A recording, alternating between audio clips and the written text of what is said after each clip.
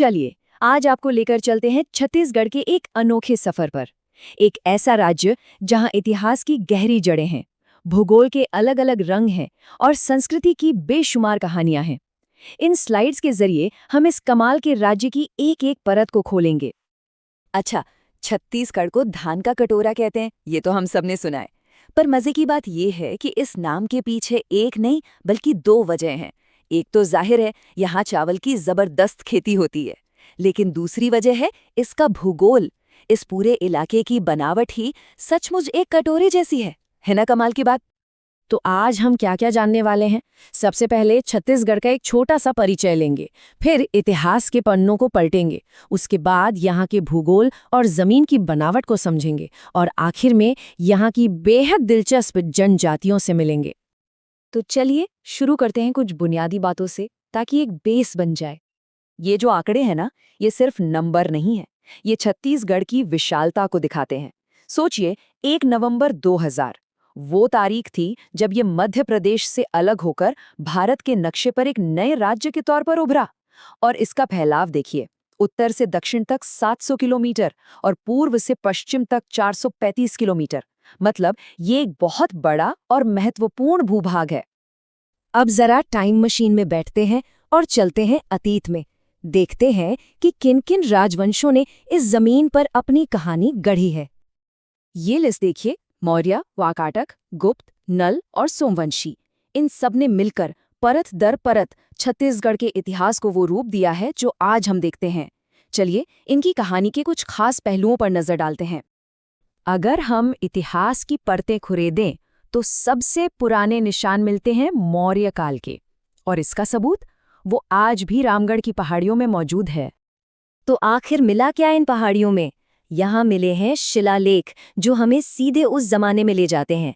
और ये कोई राजा के फरमान नहीं है, बल्कि इनमें सुतनुका नाम की एक नर्तकी और देवदत्त नाम के एक मूर्तिकार का जिक्र है। इससे पता चलता है कि उस दौर में कला और कलाकारों की कितनी अहमियत थी।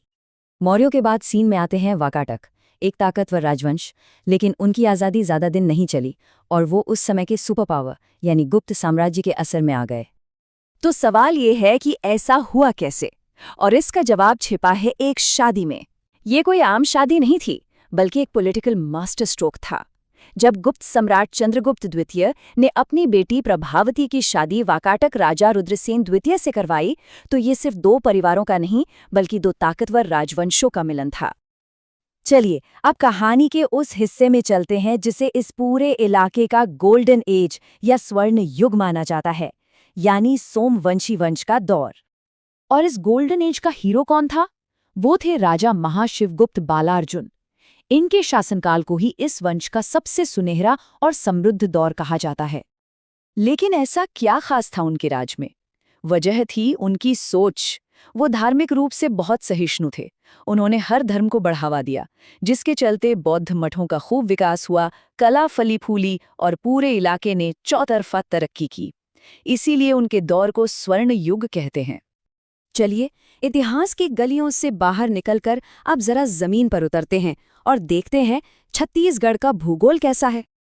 और भूगोल की शुरुआत करते हैं इन मजेदार उपनामों से। सोचिए, आरंग को मंदिरों का शहर कहा जाता है, तो मैनपाट को उसकी ठंडी आबोहवा की वजह से छत्तीसगढ़ का शिमला का खिताब मिला है। ये नाम सिर्फ नाम नहीं बल्कि इन जगहों की पूरी पहचान बताते हैं। अब जरा जमीन के अंदर की कहानी समझते हैं। इसे ऐसे समझिए कि छत्तीसगढ़ की नींव दो तरह की चट्टानों पर रखी है। एक तरफ है गोंडवाना रॉक सिस्टम, जो कोयले का खजाना है और देश की ऊर्जा की जरूरतों को पूरा करता है, और दूसरी तरफ है कडप्पा रॉक सिस्टम, जिसमें मिलता है बेहतरीन चूना पत्थर, जो इस इलाके के सीमेंट उद्योग की रीढ़ है। अब बात करते हैं छत्तीसगढ़ के दिल की, यानी महानदी बेसिन की। इसे छत्तीसगढ़ का मैदान भी कहते हैं, और इसकी बनावट कमाल की है, बिल्कुल एक हाथ के पंखे जैसी, जिसका झुकाव पूर्व और उत्तर पूर्व की तरफ है। ऐसा लगता है जैसे कुदरत ने खुद नदियों को बहने का रास्ता दिखाया हो। इतिहास हो गया, भूगोल हो गया, पर किसी भी जगह की असली पहचान होते हैं वहाँ के लोग। तो अब बात करते हैं छत्तीसगढ़ की आत्मा की, यानी यहाँ की जनजातियों की। और इस लिस्ट में सबसे पहला नाम आता है बिरहोर जनजाति का। माना जाता है कि ये यहाँ के सबसे पुराने बाशिंदे हैं। और देखिए, इनका नाम ही इनकी पूरी कहानी बता देता है। बिर का मतलब जंगल और होर का मतलब आदमी, यानी जंगल के लोग। अब मिलते हैं एक और बहुत ही खास जनजाति से, ओबुज माड़िया। इनकी दुनिया ना वाकई बहुत अलग है। ये पेदा नाम की पारंपरिक शिफ्टिंग खेती से अपना जीवन चलाते हैं। और इनके घरों की एक बेहद दिलचस्प बात है कि उनमें पारंपरिक रूप से खिड़कियां नहीं होती। सोने के लिए अल्पेंज और बैठने के लिए पोवई जैसी चीजें इनकी संस्कृति का एक खास हिस्सा है। इनकी जिंदगी में लोनत का स्थान बहुत पवित्र है। ये सिर्फ एक शब्द नहीं है, ये वो जगह है जहां उनके कुल देवता का निवास माना जाता है। ये उनकी आस्था और विश्वास का सबसे बड़ा केंद्र है। ये आंकड़ा हमें एक बहुत जरूरी तस्वीर दिखाता है। एक तरफ हल्बा जनजाति है जिसकी साक्षरता दर सबसे ज्यादा है, मतलब वो शिक्षा में आगे बढ़ रहे हैं। तो वहीं दूसरी तरफ सोंता जनजाति है जो इस मामले में अभी भी काफी पीछे है। ये हमें बताता है कि विकास की रोशनी हर समुदाय तक बराबर नहीं पहुंच पाई है। तो ये थी छत्तीसगढ़ की छोटी सी झलक, जहां हजारों साल पुराना इतिहास, अनोखा भूगोल और रंग बिरंगी जनजातीय संस्कृतियां सब एक साथ सांस लेते हैं। तो सवाल यही उठता है कि अपनी इस अनमोल विरासत को सहेजते हुए विकास की राह पर छत्तीसगढ़ का भविष्य कैसा होगा? अच्छा, छत्तीसगढ़ का नाम सुनते ही सबसे पहले क्या ख्याल आता है? धान का कटोरा, है ना? और ये सिर्फ कहने की बात नहीं है, इसके पीछे एक असली वजह है। एक तो इसकी ज़मीनी बनावट ही बिल्कुल एक कटोरे जैसी है, और दूसरा, यहाँ चावल की इतनी ज़्यादा किस्में उगती हैं कि सच में गिनना मुश्किल हो जाए। तो आज हम अपनी इस पड़ताल को 3 हिस्सों में बांटेंगे। सबसे पहले हम चलेंगे इतिहास के पन्नों में, फिर नज़र डालेंगे यहाँ के भूगोल और ज़मीनी बनावट पर, और आखिर में मिलेंगे यहाँ की बहुत ही खास जनजातियों से। चलिए फिर शुरू करते हैं हमारे पहले पड़ाव से। वक्त में थोड़ा पीछे चलते हैं और प्राचीन छत्तीसगढ़ की खोज करते हैं। देखिए, इस जमीन की कहानी कोई 100-200 साल पुरानी नहीं, बल्कि सदियों पुरानी है। मौर्य काल से लेकर वाकाटक, गुप्त, नलवंश और फिर सोमवंशी, ये सिर्फ राजवंशों के नाम नहीं हैं। ये वो सल्तनतें हैं जिन्होंने छत्तीसगढ़ की नींव रखी, इसे वो शक्ल दी जो आज हमारे सामने है। अगर सबसे पुराने सबूतों की बात करें तो वो हमें मिलते हैं मौर्य काल से। रामगढ़ की पहाड़ियों पर 2 शिलालेख मिले, जिनमें एक डांसर सुतनु का और एक भक्त देवदत्त का जिक्र है। जरा सोचिए, उस जमाने की कला और आस्था की ये कितनी सीधी और कितनी पुरानी गवाही है। हाँ, मानता हूं कि इतिहास में इतने सारे राजाओं और उनके वंशों को याद रखना थोड़ा मुश्किल हो जाता है ना? तो चलिए इसे थोड़ा आसान करते हैं। नरेंद्र सेन ये थे वाकाटक वंश से। अर्थपति भट्टारक का ताल्लुक था नल वंश से। शरबराज थे शर्बपुरीय वंश के। और विलासतुंग थे सोमवंशी राजवंश के एक बहुत ही अहम शासक। इतिहास के पन्नों में ना एक दौर को स्वर्ण युग या गोल्डन एज का दर्जा दिया गया है।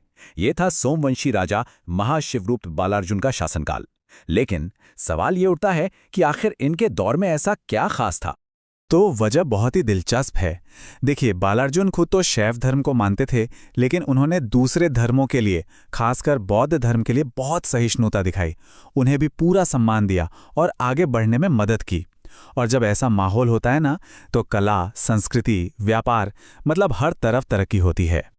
तो ये तो हुई इतिहास की बात। अब वक्त है यहाँ की जमीन को, यहाँ के भूगोल को समझने का। चलिए चलते हैं अपने दूसरे खंड की तरफ, भूगोल और भू आकृतियां। सबसे पहले तो ये जान लेते हैं कि ये राज्य आखिर कितना बड़ा है।